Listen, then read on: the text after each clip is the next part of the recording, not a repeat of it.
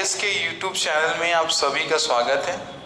And in the sequence of noun today we have the topic of nouns case. कौन सा topic अपने पास है आज? नाउन्स के केस। अब नाउन्स के केस को अपन पढ़ेंगे, ठीक है।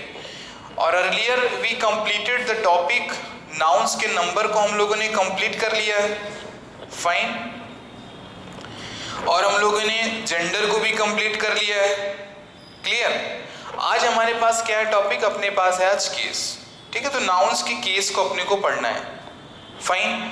अब ये तो पता है कि जो उस दिन अपन इसको देख रहे थे, द वेरी फर्स्ट क्लास, उस दिन अपन क्या देखे थे इसको कि सर ये आपके नॉमिनेटिव केस क्या होते हैं, ऑब्जेक्टिव केस क्या होते हैं, इसी को अपन देख रहे थे उस दिन, है ना।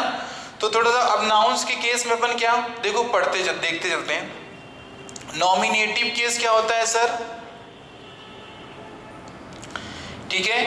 ऑब्जेक्टिव केस क्या होता है सर? और सर पॉजेसिव केस क्या होता है? ठीक है, ये अपने को देखना है। चलो ठीक। अब जो ये तीन हमने लिखे वर्ड्स यहाँ पे, तो नॉमिनेटिव केस किसे कहते हैं, ऑब्जेक्टिव केस किसे कहते हैं, पॉजेसिव केस किसे कहते हैं? तो नॉमिनेटिव केस किसे कहते हैं सर? नॉमिनेटिव केस वो होते हैं सर जो क्या करते हैं सर, जो वर्ब के सब्जेक्ट की तरह कार्य करते हैं। क्या करते हैं? जो वर्ब के सब्जेक्ट की तरह कार्य करते हैं। I mean to say that the word which acts as a subject of verb.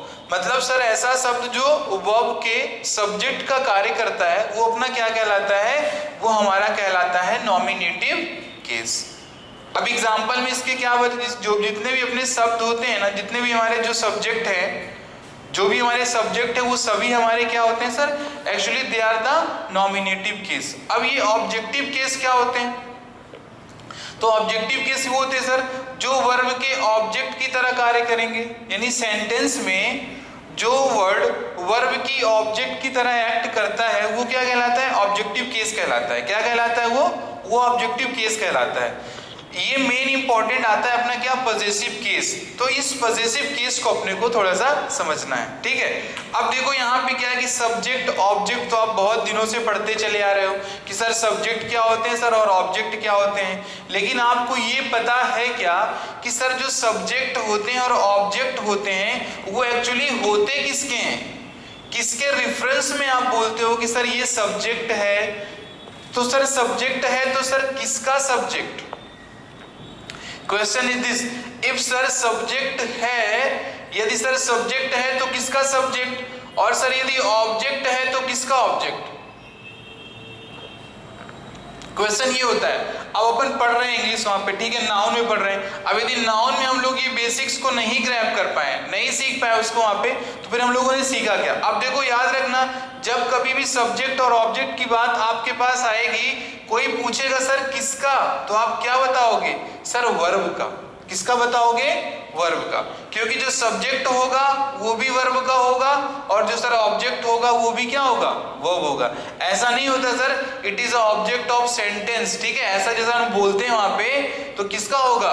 Verb का ऑब्जेक्ट होगा, और वर्ब का ही क्या होगा? सब्जेक्ट होगा। होप सो दैट आपको ये समझ में आया होगा, ठीक है। अब देखो सब्जेक्ट तो आपके एक्चुअली उनके कुछ ऐसे टाइप्स होते नहीं है, लेकिन थोड़ा सा ऑब्जेक्ट में हम लोग को देखना है। ऑब्जेक्ट क्या होते हैं? ऑब्जेक्ट किसका होता है? तो सर ऑब्जेक्ट होता है किसका है? सर ऑब्जेक्ट होगा किसका? सर ऑब्जेक्ट होता है वर्ब का होता है, और सब्जेक्ट भी किसका होता है? वर्ब का ही होता है। अब थोड़ा सा यहाँ पे देखना कि सर यदि जो ये ऑब्जेक्ट होते हैं, तो सर इन ऑब्जेक्ट में दो प्रकार के ऑब्जेक्ट अपने बनेंगे। क्या बनेंगे? इसमें अपने पास टू टाइप्स के ऑब्जेक्ट बनेंगे। इसमें कितने बनेंगे? इसमें टू टाइप्स के इसमें ऑब्जेक्ट बनेंगे। कौन कौन से बनेंगे?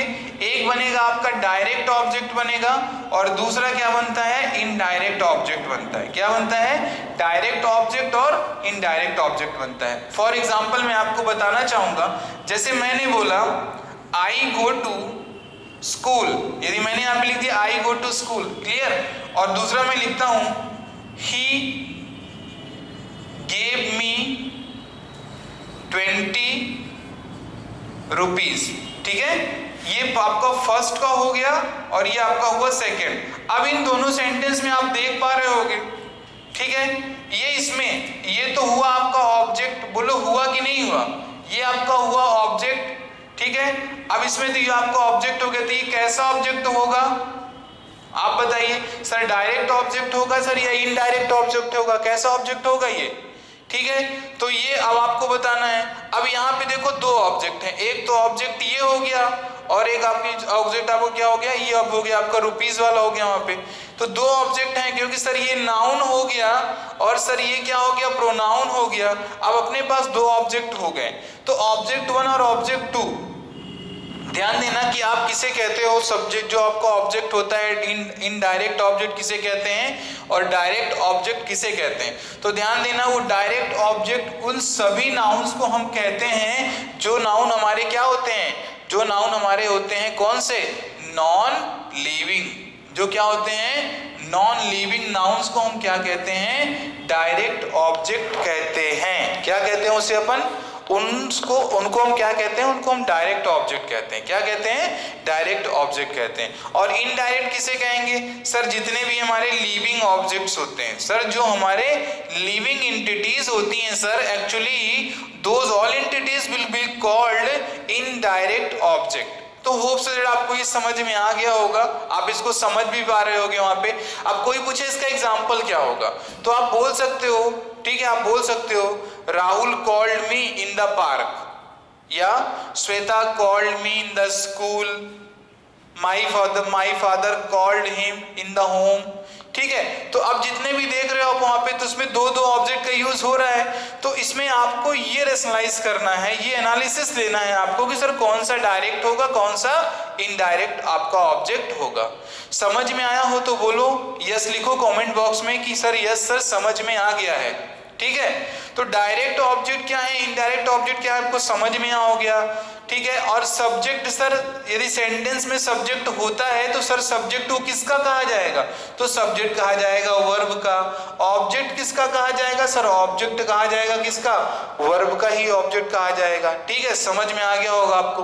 तो ये एक्चुअली आपका हुआ। अब तो अपना आते हैं किसमें, पजेसिव केस में आते हैं। किसमें आते हैं, पजेसिव केस में आते हैं। अब आप देखिए कि पजेसिव केस में हम करते क्या। देखो पजेसिव का मतलब होता है अधिकार, यानी अपने राइट्स, अपने अधिकार को बताने के लिए। ठीक है, अपन क्या करते हैं, जो अपना पजेसिव होता है वो क्या बताता है, अपना वो बताता है अधिकार बताने के लिए। और नाउन्स में पोजेशन को बताने के लिए सर, नाउन्स में पोजेशन को बताने के लिए हम लोग किसका यूज करते हैं, पोजेशन को बताने के लिए अपन किसका यूज करते हैं, बताने के लिए हम एपोस्ट्रोफी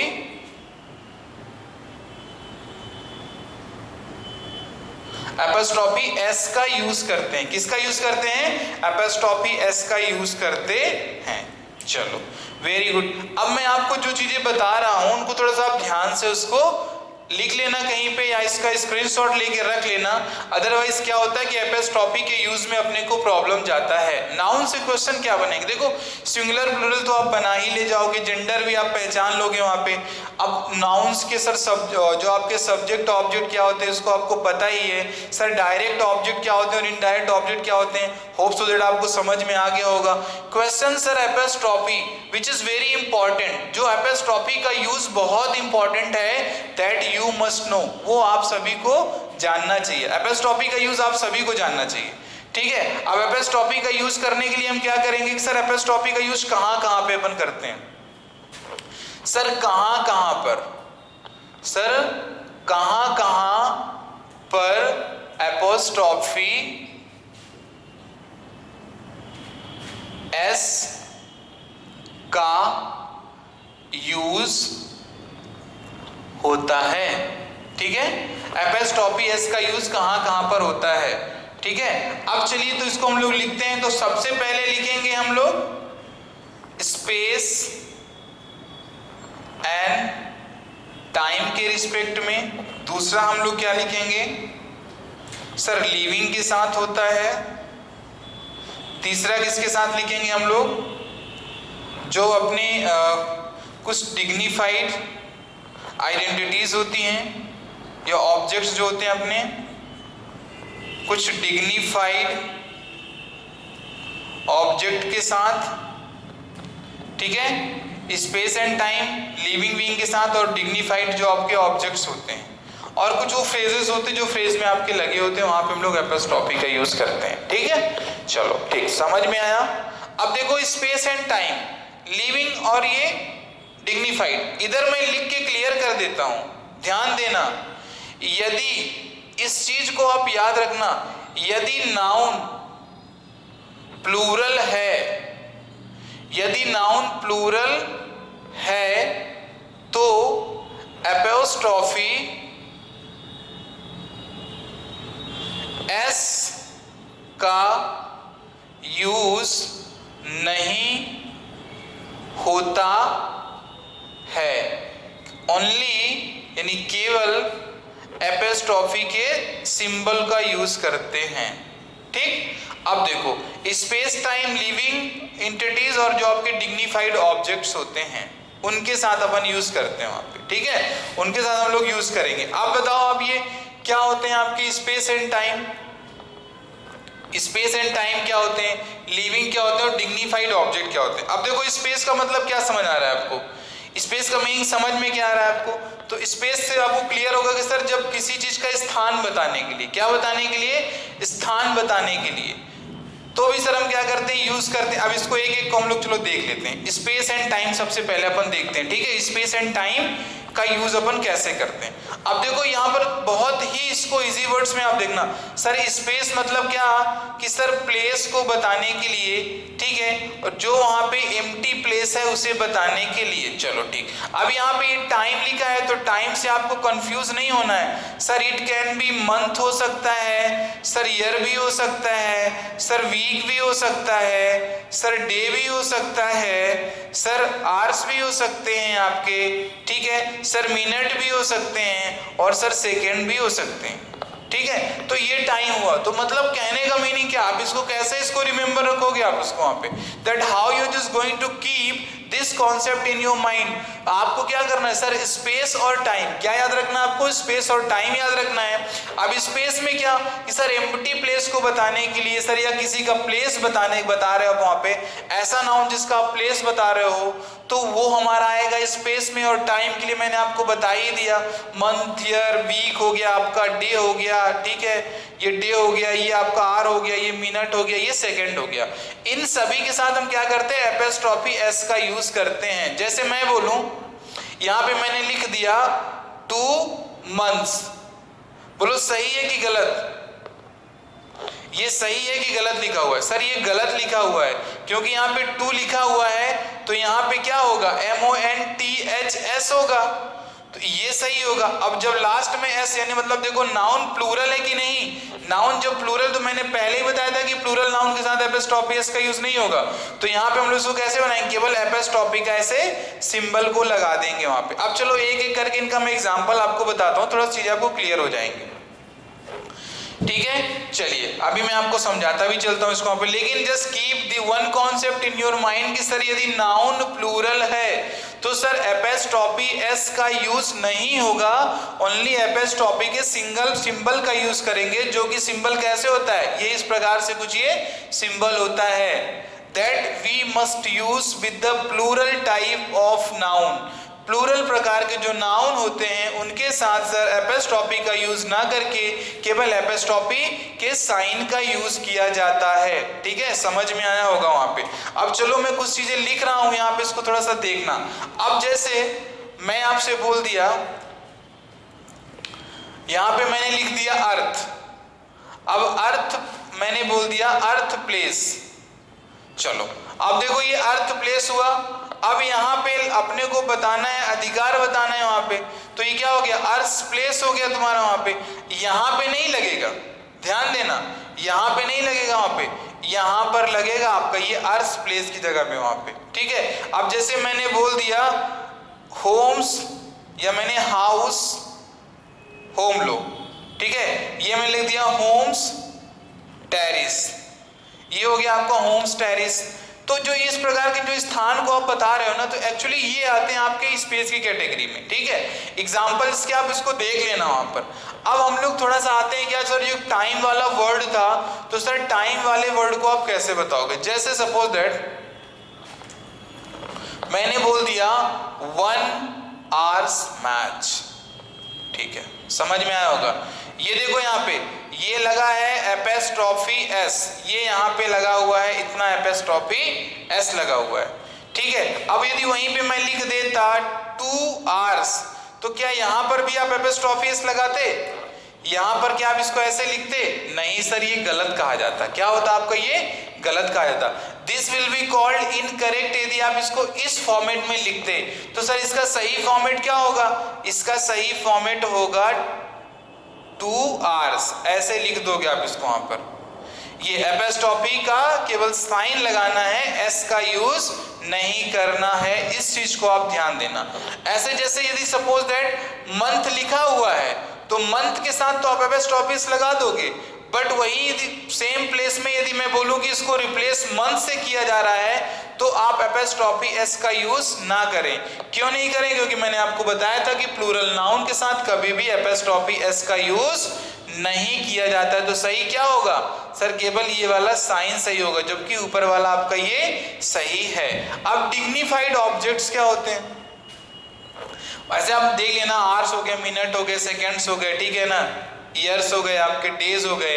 अब वही वाली बात जैसे यहाँ पे मैंने लिख दिया 2 डेज, ठीक है। अब 2 डेज में एपेस्ट्रॉफी एस लगाना है तो कैसे लगाओगे आप? 2 डेज में एपेस्ट्रॉफी एस कैसे लगाओगे आप बताइए? Just write in the comment box soon as possible. 2 days में एपेस्ट्रॉफी एस का यूज करना है, कैसे करोगे आप? जल्दी बताइए, 2 डेज में एपेस्ट्रॉफी एस का यूज कैसे करेंगे? तो जैसे देखो यहाँ पे मैंने लिख दिया 2 और DAYS, नाउन कैसा? सर नाउन लगा है प्लूरल, तो जब सर नाउन लगा है प्लूरल तो क्या एपेस्ट्रॉफी एस लगेगा? नो सर, एपेस्ट्रॉफी एस नहीं लगेगा। तो सही क्या होगा sir? Only we will just use the symbol of apostrophe, और ऐसे क्या हो जाएगा सर? ये नाउन के पोजीशन को बता देगा, ठीक है, ये नाउन के पोजीशन को आपके बता देता है, ठीक। अब चलो जो भी हैं, अब जैसे आपको सपोज दैट कि मैंने बोला कि डिग्निफाइड ऑब्जेक्ट, तो सर ये डिग्निफाइड ऑब्जेक्ट क्या होते हैं? डिग्निफाइड वो सभी ऑब्जेक्ट्स को आप ले लेना, उन सभी ऑब्जेक्ट्स को आप लेना, ठीक है, जो कि क्या इसेंशियल हैं आपके, जो इसेंशियल हैं, ठीक है। तो डिग्निफाइड ऑब्जेक्ट, पेन ले लेना या कैमरास ले लेना या चेयर ले लो, आप कुछ भी ले लो, आप वहाँ पे बेड ले लो, ठीक है, स्कूल्स ले लो, आप वहाँ पे जो सभी लेना है तो ये डिग्निफाइड ऑब्जेक्ट्स में आपके ये आ जाएंगे वहाँ पर, ठीक है, ये डिग्निफाइड आपके ऑब्जेक्ट्स में आ जाएंगे। क्लियर? अब आता क्वेश्चन ये है सर कि सर एपेस्ट्रॉफी एस का तो यूज आपने बता दिया कि सर इनका यूज हम लोग कहाँ पर करते हैं सर? स्पेस और टाइम के साथ करेंगे, जो लिविंग एंटिटीज होती है उनके साथ करना है, डिग्निफाइड जो ऑब्जेक्ट होते हैं उनके साथ करना है। स्पेस टाइम बता ही दिया मैंने आपको, डिग्निफाइड ऑब्जेक्ट बता ही दिया कि डिग्निफाइड मतलब आप समझना कि एसेंशियल जो है आपके चेयर्स हो गए, टेबल्स हो गए, हाउस हो गए, आपके कार्स हो गई, ठीक है, तो इनको हम लोग डिग्निफाइड कह देते हैं वहां पे, ठीक। अब now question is this sir, apostrophe S का सर यूज कैसे सर कहां पर नहीं होगा? तो एपेस्ट्रॉफी का यूज ना करने का केवल आपके पास 2 ही रीजन है।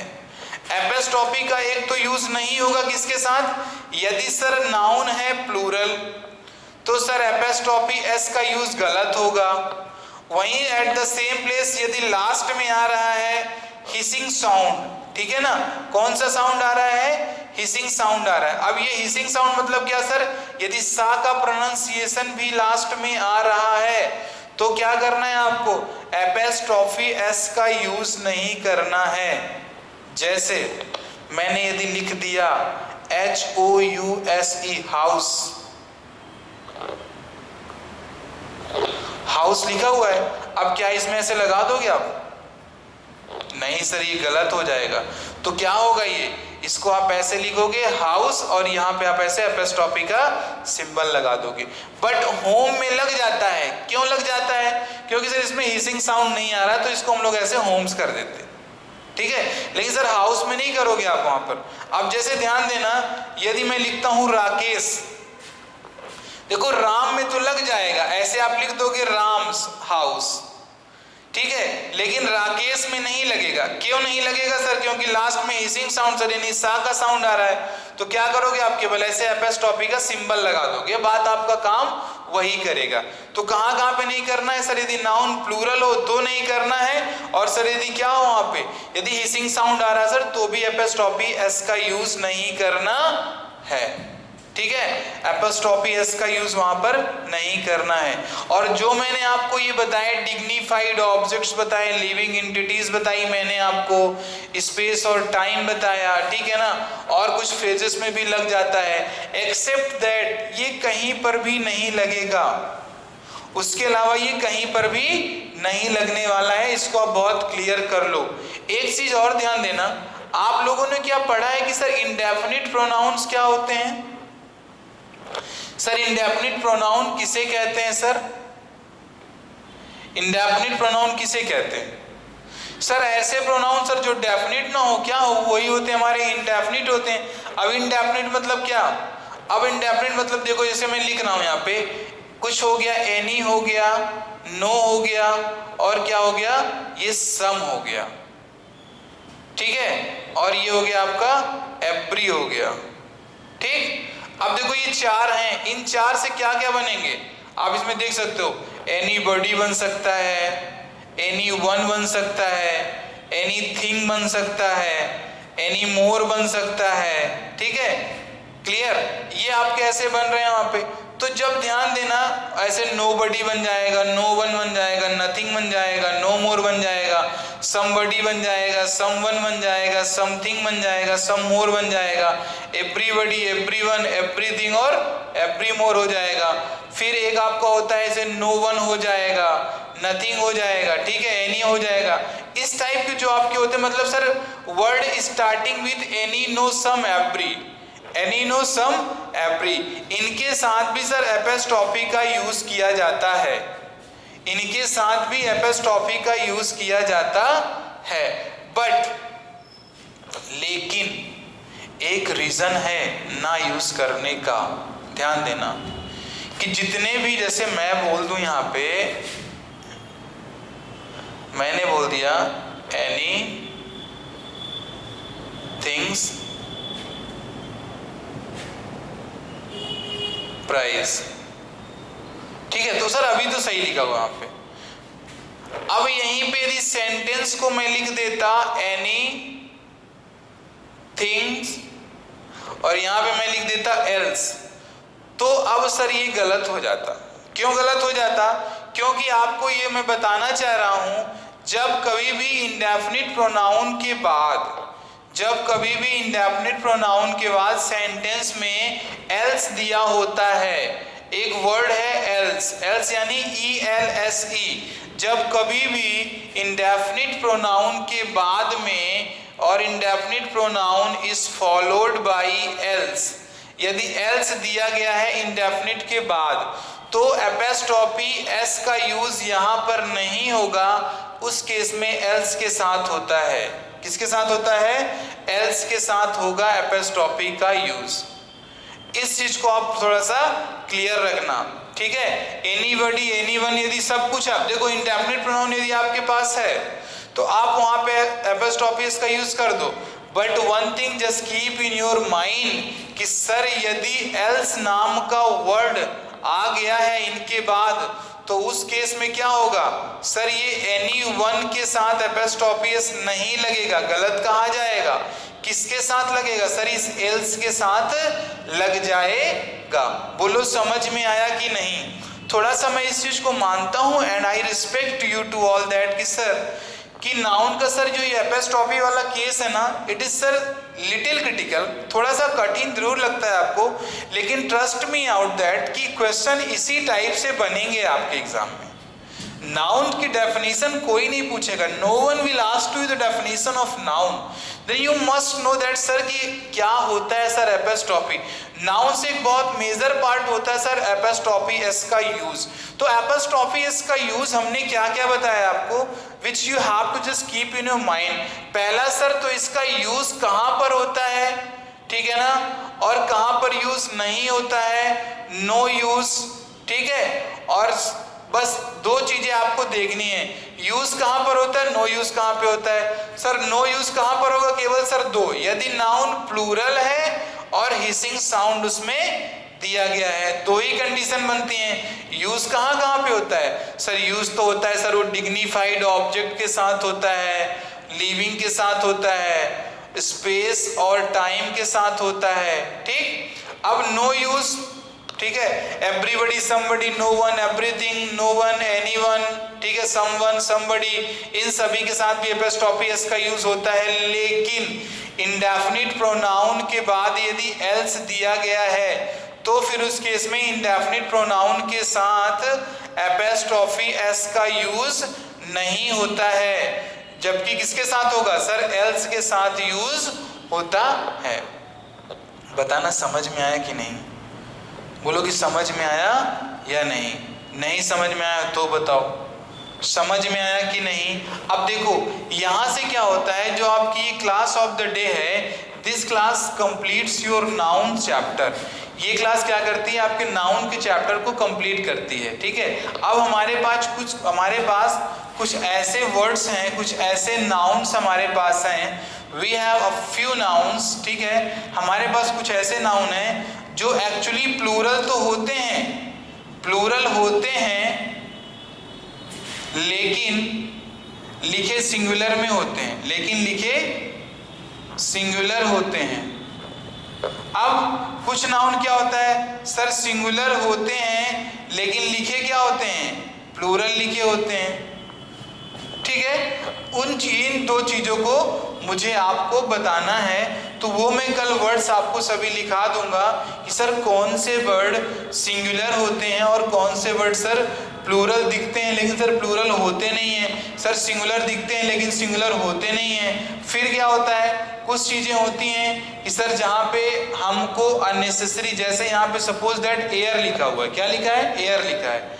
अब यहीं पर यदि मैं एयर्स लिख देता हूँ, ठीक है, ये एयर्स लिख दिया मैंने यहाँ पे, सपोज ये लिखा हुआ है, मैं आपसे कहता हूँ सैंड हो गया, अब यहीं पे मैंने लिख दिया सैंड्स लिख दिया, तो बताओ सैंड मतलब क्या सर, सैंड मतलब बालू और सैंड्स मतलब क्या हो जाएगा सर, रेगिस्तान हो जाएगा, क्या हो जाएगा, रेगिस्तान हो जाएगा। तो अननेसेसरी किसी भी नाउन के साथ विदाउट इंफॉर्मेशन एस को ऐड करते हैं तो उसका मीनिंग भी चेंज हो जाता है, क्या होता है, उसका मीनिंग भी चेंज हो जाता है। जैसे आप उसको देख सकते हो, you have plenty of example, you have plenty of example, ठीक है। जैसे मैंने यहाँ पे लिख दिया सपोज दैट, ये मैंने लिख दिया यहाँ पे अल्फाबेट, तो अल्फाबेट मतलब क्या हो गया, वर्णमाला, क्या हो गई आपकी वर्णमाला।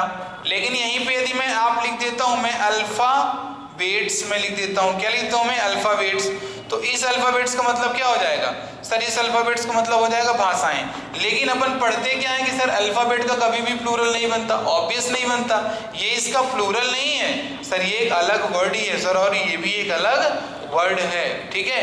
तो कल इस टाइप वाले भी सारे कॉन्सेप्ट हम लोग कल की वीडियो में से कंप्लीट कर लेंगे।